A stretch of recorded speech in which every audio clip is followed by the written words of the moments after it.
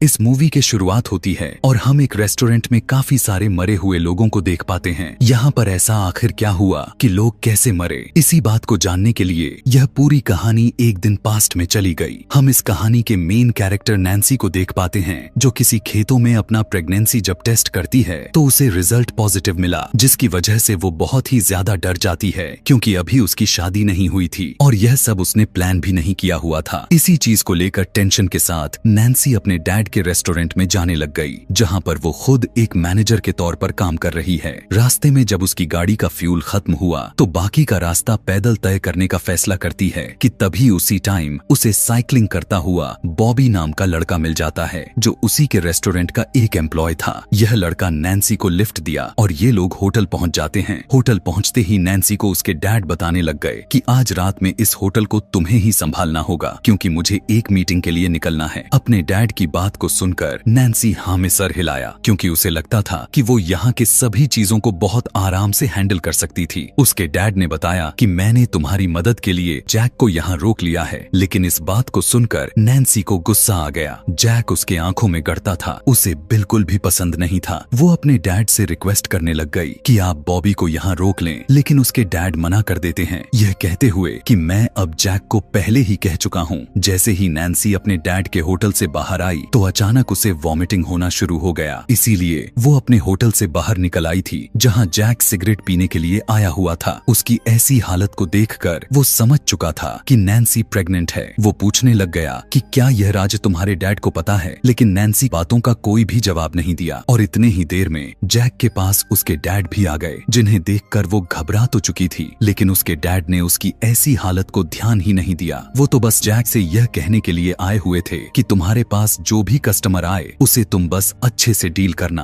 और इस सब में नैन्सी तुम्हारी मदद करने वाली है। जब नैन्सी से रहा नहीं जाता तो वो अपने डैड से पूछने लग गई कि डैड आपकी ऐसी कौन सी मीटिंग है कि आपको जाना इतना जरूरी हो गया। तब उसके डैड ने जवाब दिया कि जब से तुम्हारी मॉम की डेथ हुई है उसी दिन से मैं काफी अकेला फील करता हूँ, इसीलिए मैंने शादी का फैसला किया और मैं एक लड़की से मिलने के लिए जा रहा हूँ। यह सुनकर नैन्सी की उदासी हद से ज्यादा बढ़ गई। उसे अब अपने किसी दूसरे पर्सन के साथ शेयर करना पड़ेगा। अब नैन्सी और जैक अपने होटल के अंदर आ गए थे। अभी तक तो सब कुछ नॉर्मल हो चुका था, लेकिन तभी अचानक उनके होटल के बाहर जवान लड़कों का एक गैंग आ पड़ा। ये लड़के उनके होटल के बाहर बहुत ही ज्यादा अजीब तरीकों से बदतमीजी कर रहे थे। बाइक्स को रेस देते हुए काफी शोर मचाने लग गए थे और उन्होंने बाहर एक खरगोश को भी मार कर रखा हुआ था। ऐसे माहौल में उनके कस्टमर्स भाग सकते थे। इसी चीज को देखते हुए नैन्सी को गुस्सा आया और वो बाहर इन्हें यहाँ से भगाने के लिए आई। नैन्सी उन्हें धमकी देते हुए यहाँ से जाने को कहने लगी, लेकिन ये ढीठ लड़के उसकी बात कहाँ मानने वाले थे और उल्टा उसके पीछे उसी के होटल में आ जाते हैं और मास्क पहनकर उसे ऑर्डर लेने को कहते हैं। नैन्सी को अब काफी गुस्सा आ चुका था। वो इनसे कहती है कि तुम यहाँ से जाते हो या मैं पुलिस को इस बारे में कॉल करके इन्फॉर्म कर दूं। वो लड़के जब अपने जगह से नहीं उठते तो नैन्सी सच में पुलिस को कॉल करने का नाटक करने लग जाती है, जिसकी वजह से वो लड़के वहाँ से उठ जाते हैं और एक लड़का उसके पास आकर उसे यह कहकर जाता है कि अभी तो हम जा रहे हैं, लेकिन वापस जरूर आएंगे। जिस तरह से इन लड़कों ने नैन्सी की बेइज्जती की थी, सभी नैन्सी पर हंस रहे थे और यह देखकर नैन्सी को बहुत ही ज्यादा गुस्सा आ गया। उसने पूरे स्टाफ को बुलाया और सबको बताया कि मैं तुम्हारी मैनेजर हूँ और मेरी इज्जत करना तुम्हारा फर्ज है। वो बताती है कि मेरा ऑर्डर मानना तुम्हारी ड्यूटी है, क्योंकि मैं यहाँ की ऑनर हूँ। जिस पर जैक ने कहा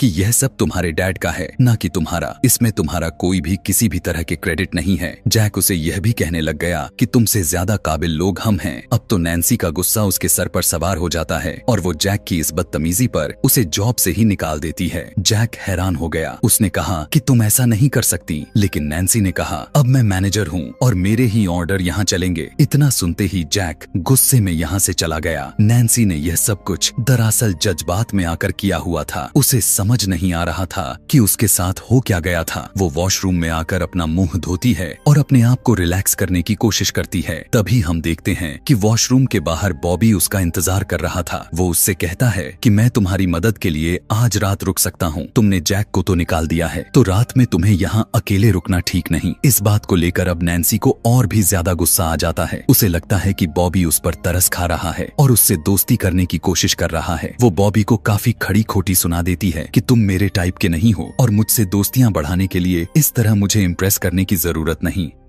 यह बातें सुनकर आज बॉबी भी बहुत ज्यादा हर्ट हुआ था और वो यहीं पर नैन्सी को छोड़कर चला जाता है। कुछ ही देर में पूरे स्टाफ की शिफ्ट भी खत्म हो गई और नैन्सी इस जगह पर अकेली रह जाती है। उसे पूरी रात अकेले ही यहाँ रहना होगा। नैन्सी पहले यहाँ की सफाई करती है और उसके बाद कस्टमर न आने पर अपने डैड से कॉल पर बात करने लग जाती है। कॉल पर उसने अपने डैड को बताया कि वो जैक को बाहर कर चुकी है। उसके डैड भी हैरान हो गए। तब नैन्सी उनसे कहने लग गई कि वो मेरी बिल्कुल भी रिस्पेक्ट नहीं कर रहा था और उसने सबके सामने मेरी बेइज्जती की। आखिर मैं क्या करती। उसके डैड अब काफी परेशानी में आ चुके थे क्योंकि नैन्सी पूरी रात अकेले रहने वाली थी। वो उसे पूरी रात अलर्ट रहने को कहते हैं और कोई भी प्रॉब्लम होने पर इन्हें कॉल करने को कहते हैं। नैन्सी को तो किसी भी चीज का डर नहीं था। उसने म्यूजिक प्ले किया और एंजॉय करते हुए यहाँ पर दोबारा से काम करना शुरू कर दिया। लेकिन ये एंजॉयमेंट तब तक ही चलने वाला था जब तक उसने अपने होटल के बाहर उसी गैंग को नहीं देखा जो आज दोपहर में आया हुआ था। उन्हें देखते ही वो काफी गुस्से में आ गई और उसने स्पीकर में उनसे कहा कि तुम लोग यहाँ से चले जाओ, अगर नहीं गए तो मैं पुलिस को बुला लूंगी। यह कहते ही उसने नोटिस किया कि उसके होटल के सारे दरवाजे और विंडोज खुले पड़े थे। यहाँ पुलिस को आने में देर भी लग सकती थी और अगर ये लोग उसे नुकसान पहुँचाने लग गए तो टाइम नहीं लगेगा। यही सब सोचते हुए उसने सारे खिड़कियां दरवाजे बंद करना शुरू कर दिए। ये सब बंद करने के बाद वो जल्दी से पुलिस को कॉल करके बताने लग गई कि बाहर बाइकर्स का एक गैंग है जो मुझे यहाँ तंग कर रहा है। पुलिस वाले उसकी मदद के लिए एक इंस्पेक्टर भेजने की बात करते हैं। फोन रखते ही उसे अपने होटल के चारों तरफ से दरवाजे पर पीटने की आवाजें आने लग चुकी थी। वो डर गई थी। वो एक काउंटर के नीचे छुप गई। काफी टाइम तक नॉक होने के बाद अचानक वो नॉक होना बंद हो गई। नैन्सी को थोड़ा सुकून तो मिला था लेकिन एकदम अचानक से दोबारा से किसी ने उसके दरवाजे पर नॉक किया। वो काफी डर चुकी थी। वो चुपके से उठकर दरवाजे पर देखा तो बाहर शेरिफ यानी पुलिस ऑफिसर आए हुए थे, जिसके लिए जाकर उसने फौरन से दरवाजा खोल दिया। यहाँ पर आते ही ऑफिसर उसे कहते हैं कि मुझे इस जगह की पूरी जांच करनी होगी। वो इस जगह की तलाशी काफी जोरों तोड़ों से लेने लग जाते हैं लेकिन नैन्सी के अलावा यहाँ उन्हें कोई नहीं मिलता। यही नहीं बल्कि उन्हें होटल के बाहर भी कोई नजर नहीं आता। इस जगह को चेक करने के बाद भी वो पुलिस में रिपोर्ट करता है कि उसे तो यहाँ पर कोई खतरा नजर नहीं आया। हो सकता है ये सब उस लड़की का कोई वहम हो और उसका डर दूर करने के लिए वो कुछ देर के लिए यहाँ इस लड़की के साथ रुक रहा है। इसके बाद वो नैन्सी से अपने लिए कॉफी बनाने को कहता है और वहीं बैठ गया। उनके नजरें भी नैन्सी को अनकंफर्टेबल किए जा रही थी। फिर वो पुलिस ऑफिसर नैन्सी के पास आकर उससे कहने लगा, चलो तुम मेरे साथ पुलिस स्टेशन चलो। उस ग्रुप के वारदात काफी ज्यादा बढ़ चुके हैं और तुम्हें मेरे साथ चलना चाहिए और पुलिस में कंप्लेन करनी चाहिए। अभी वो उसे घसीटते हुए साथ में लेकर जा रहा था कि एकदम पीछे से उसी गैंग के लड़कों ने आकर शेरिफ के ऊपर हमला कर दिया और कुछ ही देर में उसे जान से मार भी दिया। नैन्सी अब तो यह देखकर बुरी तरह से घबरा गई। अपनी जान बचाने के लिए वो गैराज में जाकर छुप गई थी। वो अब बहुत ही ज्यादा डर चुकी थी। उसे कुछ भी समझ में नहीं आ रहा था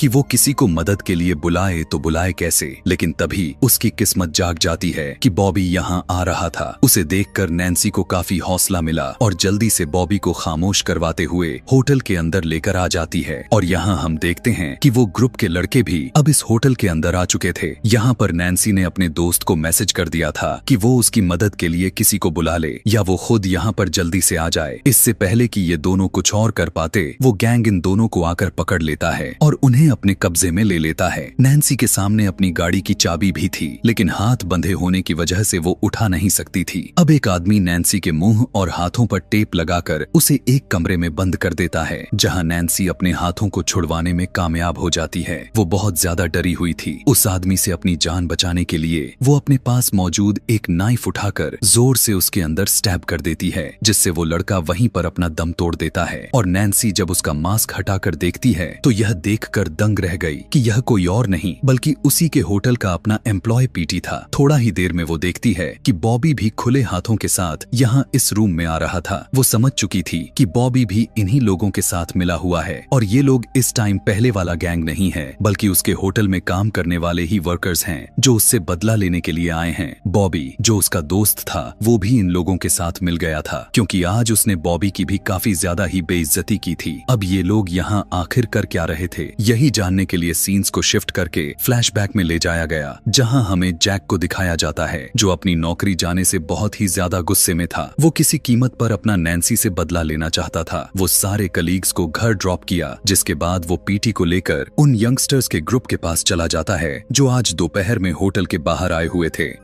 यहाँ जाते ही उसने अपना चाकू निकाला और गैंग के एक बंदे को बुरी तरह से इंजर्ड कर दिया, जिससे वो गैंग वाले यंगस्टर्स डर कर सहम गए और जैक ने गाना चलाकर उन सभी को अपने इशारों पर नचाया। जिसके बाद उसने पीटी को गन पकड़ाकर यहाँ के लड़कों को मारने को कहा, लेकिन पीटी यह काम नहीं कर पाया तो लड़कों को भागने का मौका मिल गया। जिसके बाद जैक ने पीटी से शाम को रेस्टोरेंट में मिलने को कहा। लड़कों को यहाँ से भाग जाने के बाद वो लड़कों के मास्क और कपड़े लेकर यहाँ से निकल आता है और रात में अपने बाकी के कलीग्स से मिलता है। वो उन सभी से कहता है कि मैं जानता हूँ कि नैन्सी ने तुम सभी को हर्ट किया है, वो बहुत बुरी मैनेजर है, अगर तुम उससे बदला लेना चाहते हो तो मेरा साथ दे सकते हो। सभी के अंदर नैन्सी के लिए गुस्सा था, इसीलिए सभी अब उसका साथ देने के लिए मान जाते हैं। यानी यह सारा प्लान इस टाइम जो हो रहा था उसके पीछे मास्टरमाइंड जैक ही था। बॉबी जैक के प्लान में इसलिए शामिल हुआ था क्योंकि उसे लग रहा था कि जैक ज्यादा से ज्यादा वो नैन्सी को डरा धमका कर छोड़ देगा, उसे कोई नुकसान नहीं पहुंचाएगा। पहले ये लोग नैन्सी को डराने लग गए और जब नैन्सी ने सच में पुलिस ऑफिसर को कॉल कर दी थी तो पहले ये लोग छुप गए और फिर अपने आप को बचाने के लिए इन्होंने ही मिलकर इस पुलिस ऑफिसर को मार डाला। यह देखते ही बॉबी जैक के प्लान से बाहर हो गया और उसने अपना मास्क उतारा जो सीधा नैन्सी की मदद के लिए चला गया, क्योंकि उसे कहीं न कहीं नैन्सी से हमदर्दी थी, उसे नैन्सी पसंद थी। यहीं से सीन्स को दोबारा से प्रेजेंट में लाया गया जहां नैन्सी यह सब कुछ जानकर बहुत ही ज्यादा गुस्से में थी।